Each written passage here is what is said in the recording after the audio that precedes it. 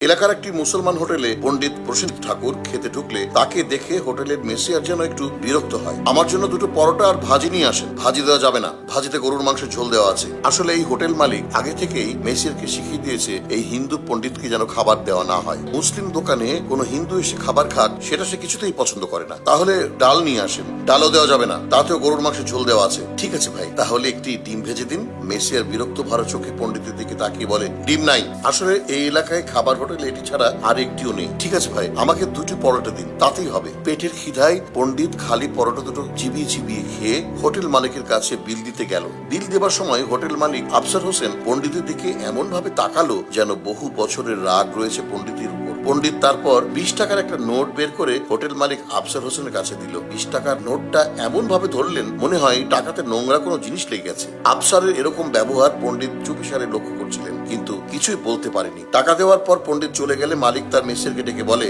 ওই করিম, এই পণ্ডিত যে টেবিলে বসে খাইছে সেটা ভালো করে সোনার উপর পানিতে ধো, পরিষ্কার কর। আর কালকে যদি এই পণ্ডিত আসে তাহলে ওই কোনার টেবিলে বসতে দিবি। মুসলিম দোকানে কোনো হিন্দু এসে খাবার খাক সেটা সে কিছুতেই পছন্দ করে না। পরের দিন আফসার সাহেব মসজিদে নামাজ পড়তে গেলে ইমাম সাহেবের সাথে দেখা হয়ে গেলে ইমাম সাহেবকে বলে, আচ্ছা হুজুর, বলুন তো হিন্দুদের কাছ থেকে লেনদেনের জন্য কোনো টাকা পয়সা নেওয়া উচিত অথবা তাদের সাথে কোনো ব্যবসায়িক সম্পর্ক রাখা যাবে কি? আসলে এক হিন্দু পণ্ডিত প্রতিদিন আমাদের দোকানে এসে খাওয়া দাওয়া করে। সে খাবারের বিনিময়ে হোটেলে আমাকে খাবারের বিল দেয়। এখন বলুন তো সেই টাকা কি আমার নেওয়া উচিত? কেন উচিত হবে না? সে তো আপনার দোকানে খেয়েই টাকা পরিশোধ করেছে।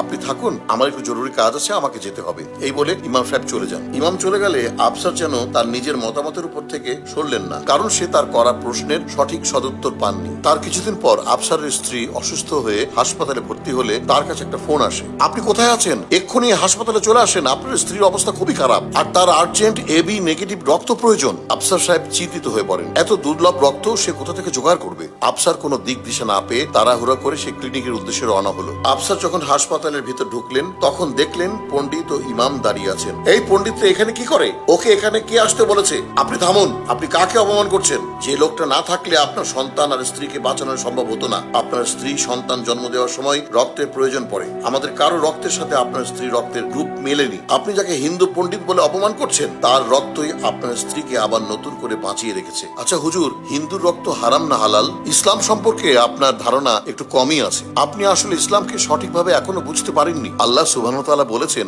সকল ধর্মকে সম্মান করতে, কোনো ধর্মকে নিয়ে ঠাট্টা বা বিদ্রুপ করা যাবে না। আসলে আফসার সাহেব, আমাদের এই সমাজে হিন্দু, মুসলমান, বৌদ্ধ, খ্রিস্টান সব ধর্মের মানুষজন বসবাস করেন। আমরা প্রয়োজনে তাকিদে একে অপরের কাছে যাই। আর আমাদের পবিত্র ইসলাম ধর্মে কোথাও বলা নেই যে একজন হিন্দু বা অন্য ধর্মের লোক আমাদের মুসলমানদের খাবার দোকানে আসতে পারবে না অথবা রক্ত দিতে পারবে না। বরং ভিন্ন ধর্মের লোক যদি আমাদের কাছে আসে আমরা আরো ভালো করে তার সেবা করব। আসলে আফসার সাহেব, সৃষ্টিকর্তা আমাদের সবাইকে আলাদা আলাদা ধর্মে পাঠালেও আমাদের সবার রক্তকে কিছু নির্দিষ্ট রক্তের গ্রুপের মধ্যে সীমাবদ্ধ করে দিয়েছেন। আসলে আমরা মানুষকে মানুষ হিসেবে ভাবাটাই ভুলে গেছি। আসলে আমরা নিজেরাই নিজেদের অন্তরকে কুসংস্কারের ব্যাধিতে সংক্রমিত করে রেখেছি। হিন্দু বলে তার রক্ত নেওয়া যাবে না, এটা ঠিক নয়, কারণ আল্লাহ তাআলাই তাকে এখানে পাঠিয়েছেন। আমাদের শরীরে বয়ে যাওয়া রক্তকণিকায় কোনো হিন্দু, মুসলমান, খ্রিস্টান, বৌদ্ধ, জৈন এর কোনো চিহ্ন আছে কিনা? আমাদের সবার রক্তের রং একই এবং তার রং হচ্ছে লাল। ধর্ম মানুষকে মানবতার শিক্ষা দেয়, বিশৃঙ্খলা নয়। ইমামের মুখে এসব কথা শুনে আফসার বুঝতে পারে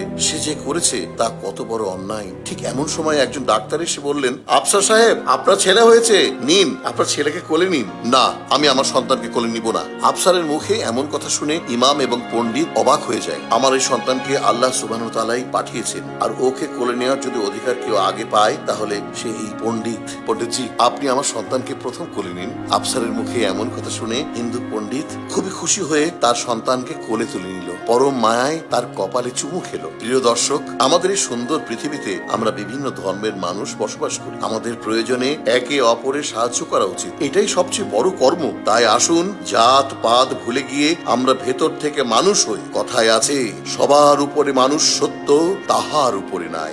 আর আল্লাহ সুবহানাহু ওয়া তাআলাও বলেছেন, কেউ যদি কোনো নিরপরাধ মানুষকে হত্যা করে সে যেন গোটা জাতিকে হত্যা করলো, আর কেউ যদি কোনো নিরপরাধ মানুষের প্রাণ বাঁচায় সে যেন গোটা মানব জাতির প্রাণ বাঁচালো। সৃষ্টিকর্তা আমাদের সবাইকে মানুষকে মানুষ হিসাবে ভাবার তৌফিক দান করুক, আমিন। আর হিন্দু পণ্ডিতজি আফসার সাহেবের স্ত্রীকে রক্ত দিয়ে কাজটা কি ঠিক করেছে?